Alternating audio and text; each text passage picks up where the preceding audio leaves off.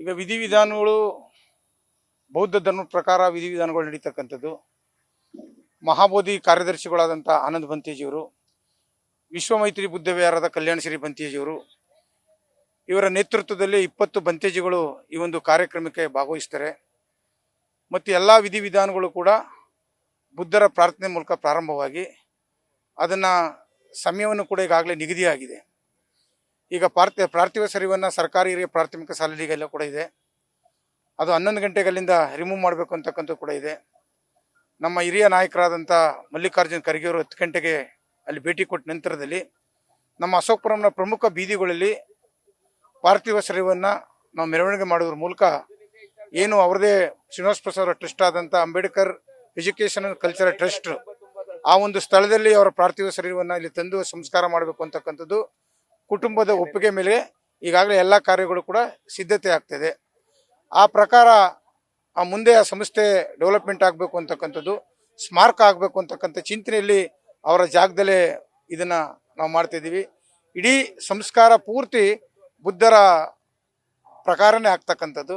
ಬುದ್ಧ ವಂದನೆ, ಧಮ್ಮ ವಂದನೆ, ಸಂಘ ವಂದನೆ, ತ್ರಿಸಣ್ಣ ಪಂಚಶೀಲ ಮತ್ತು ಸತ್ತಿರ್ತಕ್ಕಂಥ ಶ್ರೀನಿವಾಸ ಪ್ರಸಾದ್ ಅವರಿಗೆ ಪುಣ್ಯ ಅನುಮೋದನೆಯನ್ನು ಕೂಡ ಪ್ರಾರ್ಥನೆ ಮಾಡಿ ನಂತರ ಉಳ್ತಕ್ಕಂಥದ್ದು ಮಾಮೂಲಿ. ಯಾಕೆಂದರೆ ಇದು ಹಿಂದಿನಿಂದನೂ ಕೂಡ ಹಿಂದೂ ಸಂಸ್ಕೃತಿ ಅನ್ನೋದಕ್ಕಿಂತನೂ ಕೂಡ ಬೌದ್ಧರ ಕಾಲದಿಂದನೂ ಕೂಡ ಉಳುವಂಥ ಪದ್ಧತಿ ಇದು.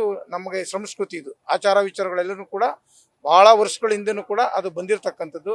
ಅದನ್ನೇ ಶ್ರೀನಿವಾಸ ಪ್ರಸಾದ್ ಅವರು ಕೂಡ ಧಮ್ಮ ದೀಕ್ಷೆಯನ್ನು ತೆಗೆದುಕೊಂಡಿರೋದ್ರಿಂದ, ಮಹಾ ಉಪಾಸಕರಾಗಿರೋದ್ರಿಂದ ಅವರ ವಿಧಿವಿಧಾನಗಳೆಲ್ಲವೂ ಕೂಡ ಬೌದ್ಧ ಧರ್ಮದ ಪ್ರಕಾರ ಮಾಡಬೇಕು ಅಂತಕ್ಕಂಥದ್ದು ಈಗಾಗಲೇ ನಾವು ಕುಟುಂಬದವರು ಮತ್ತು ನಾವೆಲ್ಲರೂ ವಿಶ್ವಮೈತ್ರಿ ಬುದ್ಧ ವಿಹಾರ ಮತ್ತು ಮಹಾಬೋಧಿ ನಾವೆಲ್ಲರೂ ಕೂಡ ಸಾಯಂಕಾಲ ನಿನ್ನೆ ರಾತ್ರಿ ಸಭೆಯನ್ನು ಕರೆದು ತೀರ್ಮಾನ ತೆಗೆದುಕೊಂಡಿದ್ದೀವಿ ಸರ್. ಒಂದು ಮಹಾಬೋಧಿ ಬೆಂಗಳೂರು ಆನಂದ್ ಬಂತೇಜಿಯವರು, ಮೈಸೂರಿನ ವಿಶ್ವಮೈತ್ರಿ ಬುದ್ಧ ವಿಹಾರದ ಕಲ್ಯಾಣ ಶ್ರೀ ಬಂತೇಜಿಯವರು ಮತ್ತು ರಾಜ್ಯದ ವಿವಿಧ ಭಾಗಗಳಿಂದನೂ ಕೂಡ ಎಲ್ಲ ಬಂತೇಜಿಗಳು ಕೂಡ ಬರ್ತಾರೆ ಇಲ್ಲಿಗೆ. ಈಗಾಗಲೇ ನೀವು ನೋಡ್ತಾ ಇದ್ದೀರಾ, ಆಡಿಯನ್ಸ್ ಈಗ ಹಿಂದ್ಗಡೆ ಶಾಮಿಯಾನ ಹಾಕಿದ್ದೀವಿ, ಪ್ರಿಂಟಲ್ಲೂ ಕೂಡ ಶಾಮಿಯಾನ ಹಾಕ್ತೀವಿ, ಬ್ಯಾಕಲ್ಲೂ ಕೂಡ 20-30 ಬಂತೇಜಿಗಳಿಗೆ ಪ್ರೇಯರ್ ಮಾಡಲಿಕ್ಕೂ ಕೂಡ ಡಯಾಸ್ ಈಗಾಗಲೇ ಪ್ರಿಪೇರ್ ಮಾಡ್ತಿದ್ದೀವಿ. ಅಲ್ಲ ಬುದ್ಧ ಮೂರ್ತಿ ಇರ್ತದೆ, ಬುದ್ಧ ಮೂರ್ತಿ ಮುಂದ್ಗಡೆನೆ ಪ್ರೇಯರ್ ಮಾಡ್ತಕ್ಕಂಥದ್ದು. ಇಲ್ಲ, ಈಗ ಟ್ರಸ್ಟ್ ಮಾಡ್ಕೊಂಡಿದ್ದೀವಿ. ಸಹಾಯಧನ ಸರ್ಕಾರ ಮಾಡಲೇಬೇಕು. ಇದು ಭಾಳ ವರ್ಷಗಳಿಂದನೂ ಕೂಡ ನೆನಗುದ್ದಿಗೆ ಬಿದ್ದಿದೆ. ಇದು ಸುಮಾರು 40 ವರ್ಷ ಆಗಿದೆ ಇದು ಟ್ರಸ್ಟು ರಿಜಿಸ್ಟ್ರೇಷನ್ ಆಗಿ.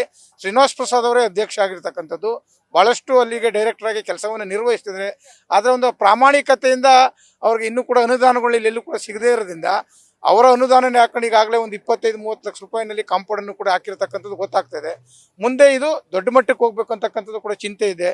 ಮತ್ತು ಅವರು ಬದುಕಿದ್ದಂಥ ಸಂದರ್ಭದಲ್ಲಿ, ನಾನು ಮೇಯರ್ ಆಗಿದ್ದಂಥ ಸಂದರ್ಭದಲ್ಲಿ ನಾವು ಅವರು ಚಿಂತನೆ ಮಾಡಿದ್ವು, ಇದನ್ನು ಹಾಸ್ಟೆಲ್ ಮಾಡಬೇಕು ಅಂತಕ್ಕಂಥದ್ದು ನಮ್ಮ ಉದ್ದೇಶ ಇತ್ತು.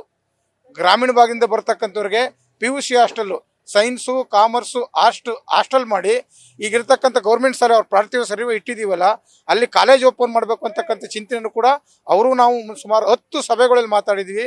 ಅದು ಮುಂದೆ ಆಗ್ಬೋದು ಅಂತಕ್ಕಂಥ ನಿರೀಕ್ಷೆಯಲ್ಲೂ ಕೂಡ ನಾನು ಇದ್ದೀನಿ ಸರ್.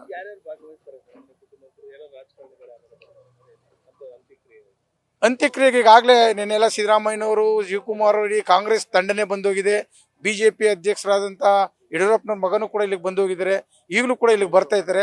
ಭಾಳಷ್ಟು ಜನ ಇಲ್ಲಿಗೆ ಬಂದು ಹೋಗ್ತಾರೆ ಸರ್. ಇಂಥವ್ರು ಅಂತ ನಾವು ಹೇಳೋಕ್ಕಾಗಿಲ್ಲ. ಯಾಕೆಂದರೆ ದೊಡ್ಡ ವ್ಯಕ್ತಿ, ವಿಶಾಲವಾಗಿ 50 ವರ್ಷಗಳ ರಾಜಕಾರಣ ಮಾಡಿರ್ತಕ್ಕಂಥವ್ರು. ಅವ್ರಿಗೆ ಇಡೀ ರಾಜ್ಯದಲ್ಲಿ ಅಧಿಕಾರಿ ವರ್ಗ ಮತ್ತು ರಾಜಕೀಯ ವರ್ಗ ಇವರೆಲ್ಲರೂ ಕೂಡ ಭಾಗವಹಿಸ್ತಾರೆ. ಮತ್ತು ಅಶೋಕಪುರಂನಲ್ಲಿ ಅವರ ಸಂಸ್ಕಾರ ನಡೀತಿರ್ತಕ್ಕಂಥದ್ದು, ಅವರ ಹುಟ್ಟೂರಿನಲ್ಲಿ ಆಗಬೇಕು ಅಂತಕ್ಕಂಥ ಅವ್ರ ಕನಸು ಕೂಡ ಇತ್ತು, ಅವ್ರ ಮನಸ್ಥಿತಿಯಲ್ಲೂ ಕೂಡ ಇತ್ತು. ಹಾಗಾಗಿ ಅಶೋಕಪುರಂನಲ್ಲಿ ಆ ವಿಧಿವಿಧಾನಗಳು ನಡೀತಿರ್ತಕ್ಕಂಥದ್ದು ಭಾಳ ಪುಣ್ಯದ ಕೆಲಸ. ಅವರು ಅಶೋಕಪುರಂ ಅಭಿಮಾನಕ್ಕೆ ನಿಜವೂ ಕೂಡ ನಾವೆಲ್ಲರೂ ಕೂಡ ಅದನ್ನು ಮೆಚ್ಚುಗೆಯನ್ನು ವ್ಯಕ್ತಪಡಿಸ್ತೀವಿ. ಒಳ್ಳೆಯದಾಗಲಿ ಸರ್. ನ್ಯೂಸ್ ಫಸ್ಟ್, ನಿರ್ಭೀತಿಯಿಂದ ನಿಮ್ಮ ಪರವಾಗಿ.